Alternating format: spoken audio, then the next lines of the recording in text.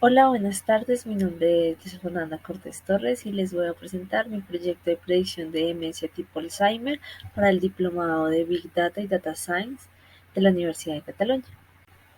Bueno, para continuar debemos hablar de la demencia tipo Alzheimer, la cual es una demencia generada por la enfermedad neurodegenerativa Alzheimer. La primera vez que se describió de ella fue en 1907. Bueno, la enfermedad tipo Alzheimer es una enfermedad cognitiva neurodegenerativa que es típicamente conocida por la pérdida de memoria, pero no es su único síntoma ni su única base. También tiene dificultades en la función cognitiva superiores como pérdida de las destrezas lingüísticas, sistema motor, de funciones ejecutivas, no cognitivas como alteración del humor, del comportamiento los síntomas psicológicos y conductuales son los que más afectan al paciente en su día a día. Con relación a las causas, no existe una causa determinante o que sea clara para la enfermedad de Alzheimer. Se tienen causas genéticas, influencia ambiental, de estilo de vida, condiciones demográficas, clínicas, entre otras, pero como tal no hay una causa definida para la enfermedad de Alzheimer.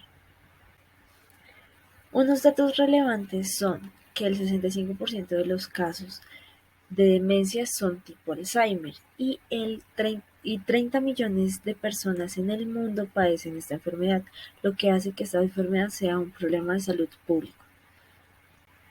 Como podemos ver en la gráfica, la cantidad de personas en el 2050 que van a padecer la enfermedad va a ser muchísimo mayor que la padecía en el 2005.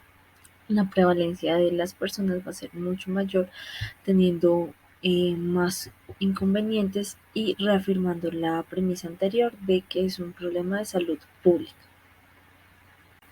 Los objetivos del proyecto se clasificaron en tres principales objetivos. El primer objetivo es definir las variables esenciales para el desarrollo del proyecto.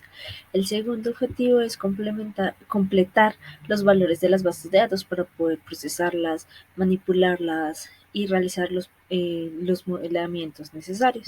Y finalmente determinar el tipo de demencia que tienen. En la base de datos se clasificaron en tres grupos: personas dementes, personas no dementes o personas que al principio no padecían la enfermedad, pero al final del estudio se comprobó que sí padecían esta enfermedad.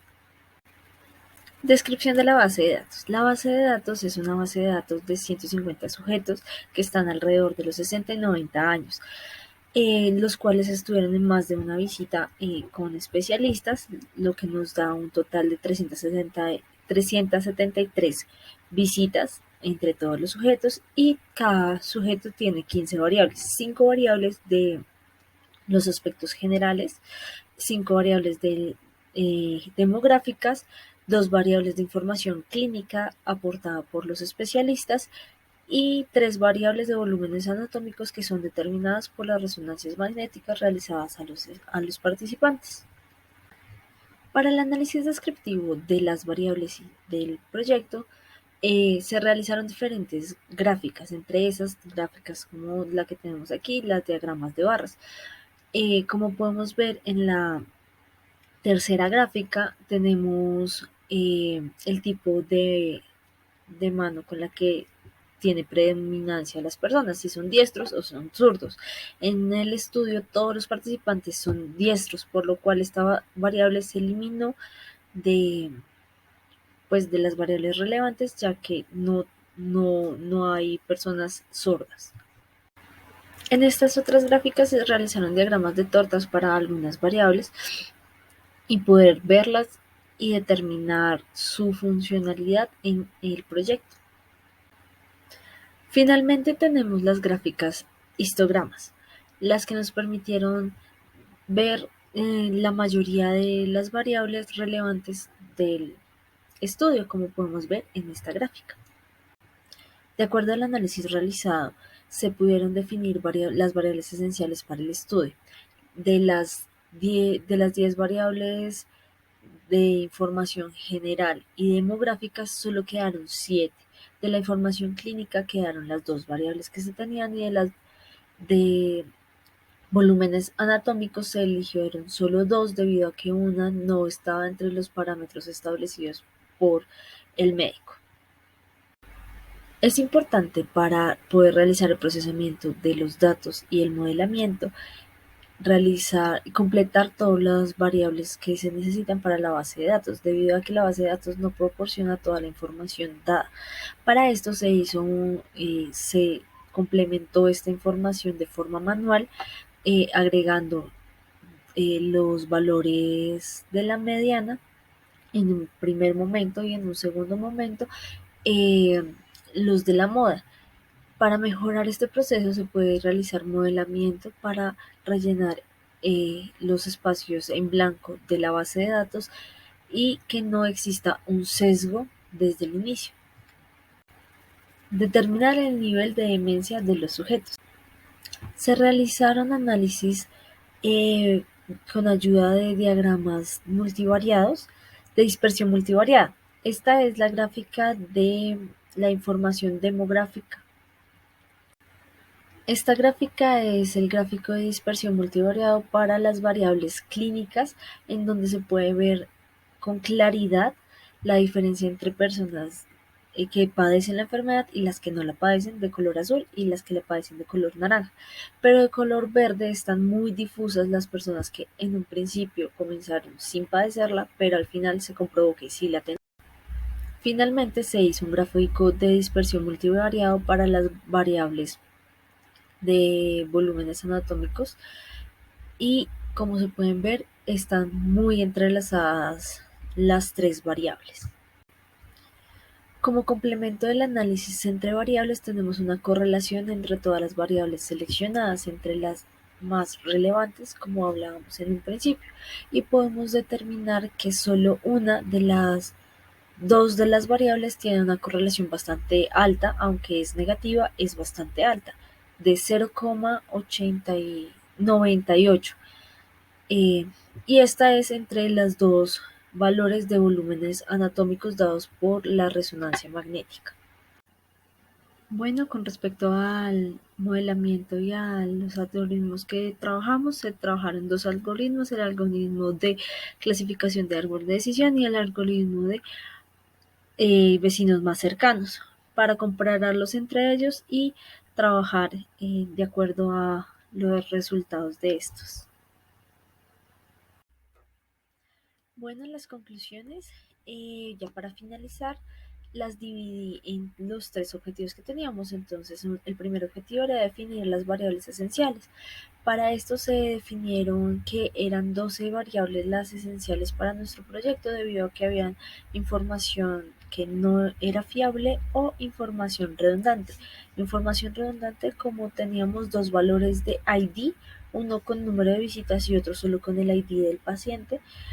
Teníamos información que no era fiable, debido a que uno de los valores de los volúmenes anatómicos no estaba dentro de las escalas establecidas.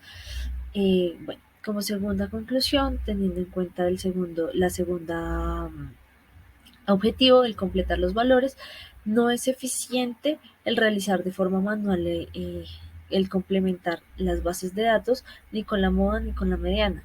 Para eso se tiene la siguiente conclusión, que es que para trabajos futuros utilizar un modelamiento para que sea un mejor eh, resultado, para obtener un mejor resultado.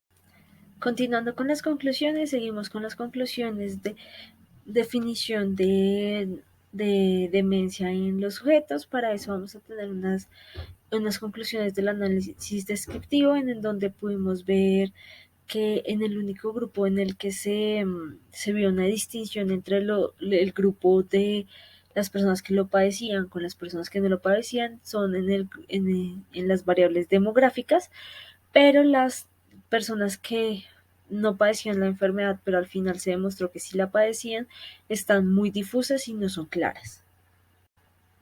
Continuando con las conclusiones, tenemos que la correlación más alta está entre el volumen intracraneal y el determinante de la matriz de transformación, que nos dan la resonancia con un valor negativo de 0,989, Y en segundo lugar tenemos el nivel socioeconómico con el nivel educativo de negativo también de 0,723, que también pues tiene bastante relación el nivel socioeconómico de las personas con el nivel educativo que tienen.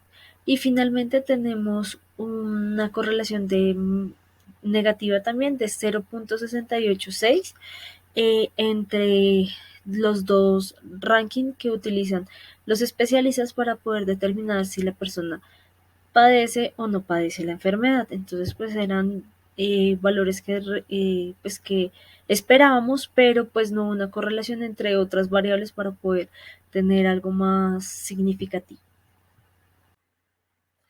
Muchas gracias. Espero que les haya gustado y me hayan entendido. Cualquier cosa o inquietud o que me quieran comentar, pueden dejarlo abajo en la cajita de comentarios que yo estaré pendiente para leerlos y responderles. Muchas gracias.